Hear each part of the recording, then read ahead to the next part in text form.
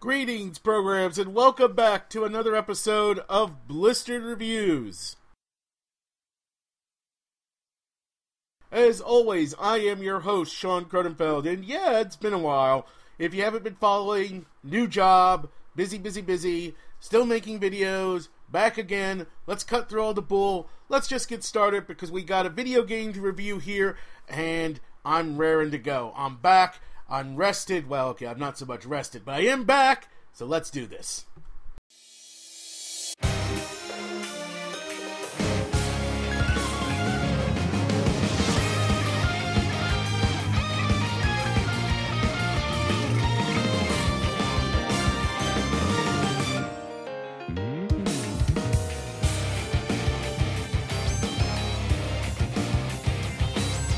It's not just a fantasy.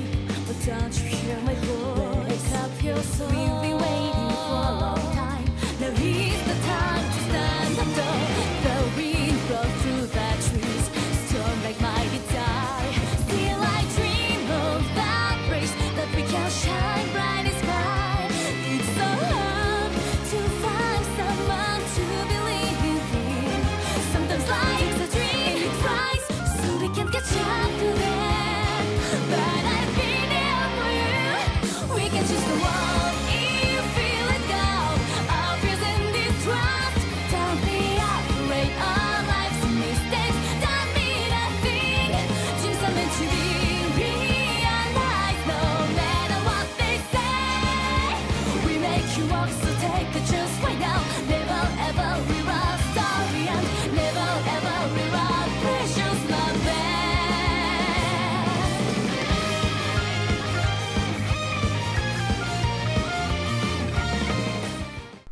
Alas, alas, Image Epoch is no more.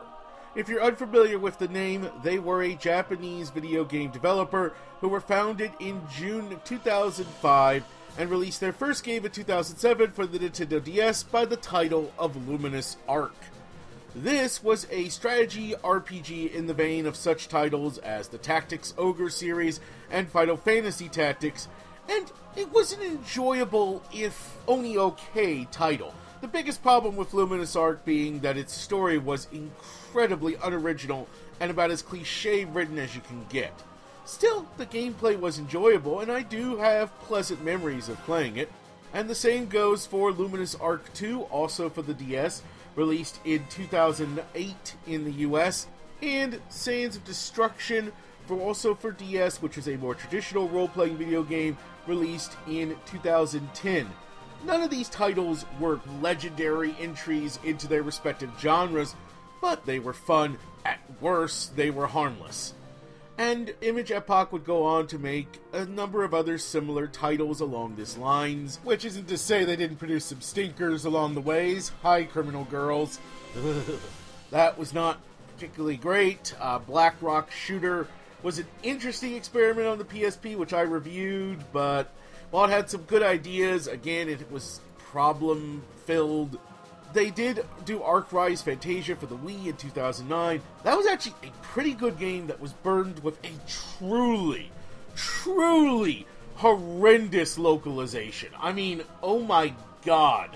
It was published here by Ignition Entertainment, and they just fucked it up, is the only way to put it. The voice acting, the English voice acting, oh my god. It's a shame, because this Arc Rise Fantasia could have been a really good game, maybe even a great one, with a better localization, but as it stands, it was painful to play through at times. I don't regret doing so, but my god, at times I would just mute the TV so I could make it through a cutscene. But yes, that was Image Epoch, but unfortunately, earlier this year, the company filed for bankruptcy, closed its doors for good. However, before they went, they released one last title, Stella Glow for the 3DS. And with Stellar Glow, the company returned to its roots, for it, like the Luminous Arc series, is a strategy-based, turn-based RPG, which definitely set in the same kind of genre as games like Final Fantasy Tactics or the Disgaea series. So then, how is the final game from Image Epochs? How is their ultimate swan song? Pretty damn good, even if it does suffer from some of the same flaws that burdened most of the company's titles over the years. The story for Stellar Glow is pretty straightforward and will definitely feel familiar to anyone who is a fan of RPGs or anime in general. We begin with a young boy by the name of Alto who has, shocker among shocker, amnesia. He was found by a small village of people without any memory 2 years ago and was adopted by a woman and her daughter, and has since become a part of the village. Indeed, he's the best hunter in the village, but he does sometimes wonder who he was and what was his past. Everything changes, however, when, you're never going to believe this, the village is attacked and everyone is left turned to crystal except for our hero and Lizette, the daughter of the woman who took Alto in. And just as all seems lost, just as the mysterious Hilda, aka the Witch of Disaster, is going to kill our two heroes, something happens, and Rosette awakens to the power of a witch. She awakens to the power of song.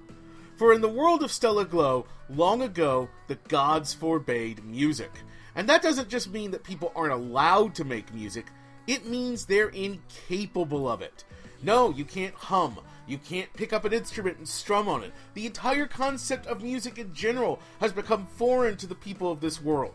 The only exception are witches, young women who can sing and use that song to perform powerful magic. Magic that can control the elements. Magic that can let someone fly.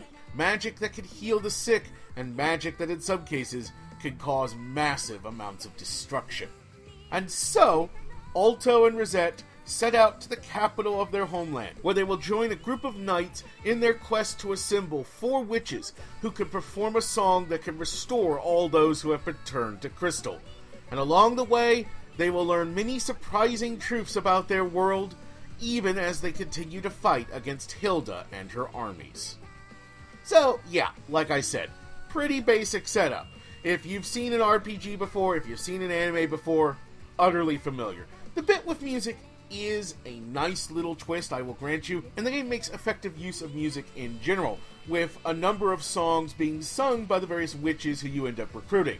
Now, the game is fully dubbed into English, but thankfully makes the right choice of presenting the music in the original Japanese, which, having experienced a number of truly awful localized music numbers over the years in both anime and video games, I'm all for this decision. So, that's the setup. How is the actual story of Stellar Glow?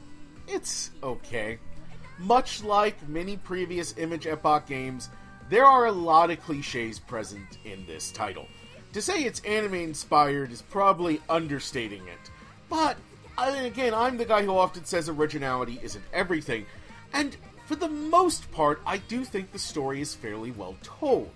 And, to be fair, there are some legitimately surprising twists along the way, and the game does build to a fairly satisfying conclusion. And the game does have a number of endings and possibility to pair up different characters, a la, say, Persona, or, well, to a much lesser extent, Fire Emblem, but we'll get back into that later. If at times some of the characters' backstories are very familiar and very, very cliched, well, that's the price of playing the game.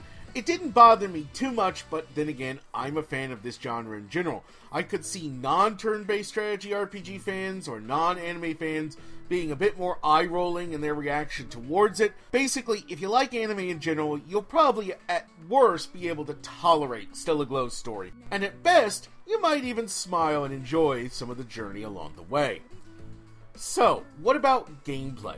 Well, as I said, like Luminous Arc before it, Stellar Glow is a turn-based strategy RPG, with a focus on squad-based combat.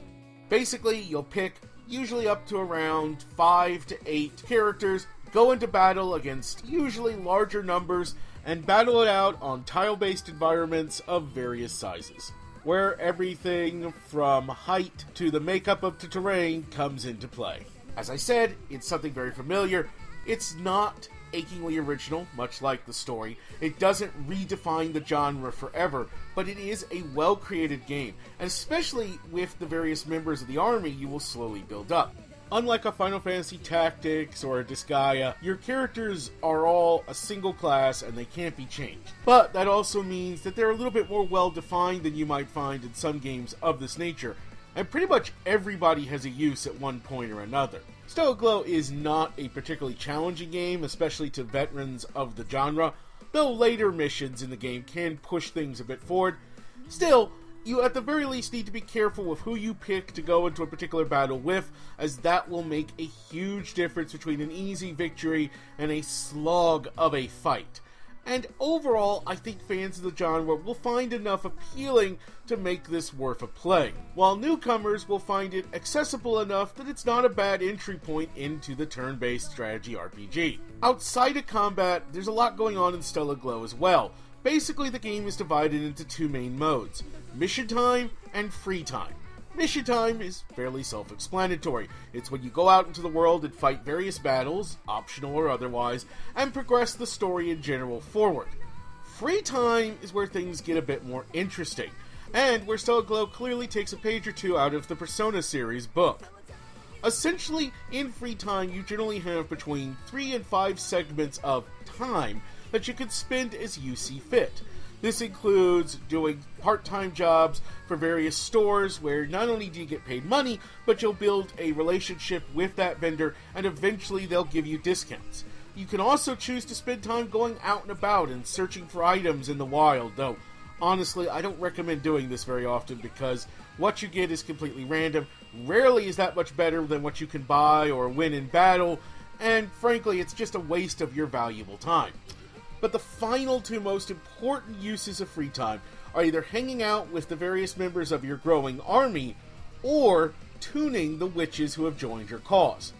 The former is exactly what it sounds like. You go and hang out with a friend, with a member for a while, as you build up the relationship meter. Once you build it up to full, they'll gain access to new unique abilities. Generally, you want to spend at least a couple of units of free time with each character, because that's enough to unlock their basic set of bonus abilities, which usually include, for example, giving adjacent units increased invasion, or acting as a human shield for any units within the immediate available area. The time you spend with characters at this point is also how you'll find out their backstory, and while a lot of these are where some of the biggest cliches in the game come from, they do at least give everybody a bit more depth. And I do appreciate the way Stellar Glow tries to entwine story and gameplay together in this manner. It's actually quite effective.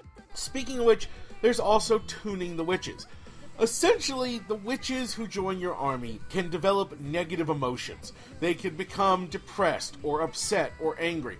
And if that happens, it's partially a side effect of their powers, and you won't be able to continue to build your relationship with them, which is key to not only unlocking some of the best abilities in the game, but also to getting each character's epilogue once you have beaten Stellar Glow.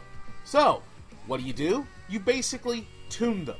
Essentially, Alto is the conductor, which means he can travel into the soul of the witches and help them confront the issues or bad memories or whatever's bothering them in a kind of trippy sequence that features visual elements that wouldn't feel out of place in something like Madoka Magica, and indeed feels directly inspired by that particular anime. It's good imagery, actually. It's some of the best, I think, that Image Epoch ever came up with, and these sequences in general work fairly well. Stellar Glow, as you would expect from a game in this genre, is a fairly meaty offering. We're talking probably a minimum of 40 hours just to get through the story, with potentially up to double that if you want to go on every side mission and unlock every single thing the game has to offer. So you will absolutely get your money's worth, no worries on that front. Visually, Stellar Glow, much like its gameplay and story, looks good without necessarily being spectacular. I think the character designs overall are strong, the handful of anime scenes that are featured are effective, the environments and character animations are well done. It doesn't push the 3DS to its limits, but it also doesn't look ugly, it doesn't look too behind the times, and it does a good job of getting across what it needs to get across. It enhances the gameplay, it enhances the story, it does what good graphics should do. Orally, the game is terrific. Unlike past Image Epoch games, Atlus is responsible for localizing Stellar Glow, and as you would expect, they do their usual first-rate job. They have a great cast of English voice actors, while the music for the game, which, as I've established, is an important part, is very effective, especially the vocal tracks.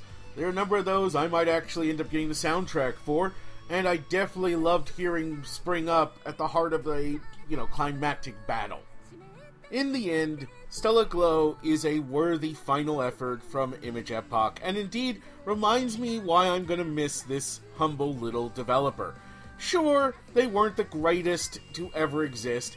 Yes, they produced some stinkers along the way, High Time and Eternity, but still, they were fun, and they produced a kind of game that we just don't see as much of anymore, especially when it comes to turn-based strategy RPGs.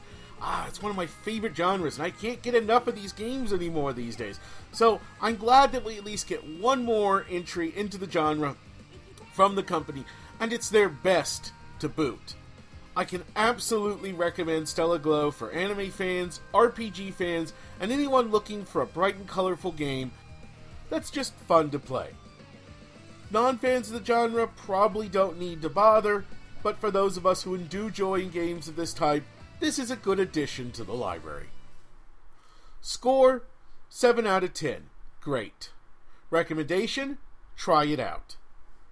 And that's going to do it for this episode of Blistered Reviews. So yes, hopefully we are now back to regular surface. My intent is to produce at least one podcast this week, one episode of Ramblings, where I'll be checking back in with the various superhero series, and depending on how time is allowing, I'm also hoping to do a separate episode later in the week to present my opinions of the Doctor Who season so far. We'll see about that one. Now, I do have one more week of training. I know you guys are all tired of me talking about this, but it's important that so you know what's going on in my schedule. And then I start the job proper, but the week I start is the week of Thanksgiving and Black Friday, and both of those days I'll be working 12-hour shifts. So it's possible next week could be a light week for me. We will see. But regardless, I'm at least no longer having to get up at 6 a.m., so yay on that front. Regardless, as I said, I'm not going anywhere. Look for, hopefully before the end of the month, a review of a bunch of licensed games, including the recent Gravity Falls title, and a new Patreon request where I'll be looking at a forgotten entry into the canon of Spider-Man animated series. So there's your teaser for that.